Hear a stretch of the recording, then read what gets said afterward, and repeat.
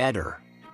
McAllister. Negli ultimi giorni si è parlato della love story di Sebastiano, qualcuno si è sentito molto offeso perché la persona in questione non sta bene di salute, cosa che io so da tempo. Ma si tratta delle solite speculazioni perché in quel video nessuno ha offeso nessuno, sono solo state riportate le parole di Sebastiano. Ma attenzione, perché se noi andassimo a discutere del fatto che sia giusto ricostruirsi una vita dopo così poco tempo, il fatto che la persona in questione sia sana o malata non cambia il giudizio morale. Adesso facciamo come al solito qualche domanda ai nostri protagonisti. Sebastiano, c'erano dei problemi nel tuo rapporto con Liliana? Assolutamente no, assolutamente no. Quindi continui a sostenere che Claudio e Liliana non si conoscessero. Che loro avevano un'amicizia, per carità. Ed è vero alla fine che tu conoscevi Claudio? Conoscevo perché li avevo anche fotografati insieme. Claudio, avevate davvero progettato una vita insieme? Chiaro, l'abbiamo progettata sicuramente dopo settembre-ottobre. Veniamo alle dolenti note, Sebastiano. È vero che la mattina del 14 per 3 ore il tuo cellulare risultò spento?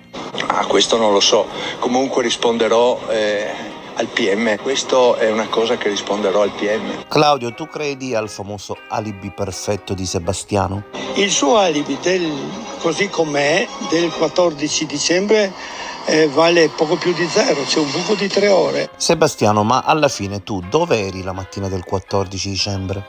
Io ho le risposte su questo, le dirò al PM. Claudio, tu hai sempre pensato che Sebastiano sa più di quello che dice? Per conto mio sì, no? Qualcosa, lui sa quello che è successo, cosa è quello che è successo a Lili. Sebastiano, hai fatto opposizione all'archiviazione, ora rischi anche di essere indagato, così come Claudio Serpin, ma credi che uscirà la verità? Io ci spero sempre, ma ho paura che la verità è talmente complessa. Invece Claudio, se l'indagato fosse Sebastiano, come la prenderesti?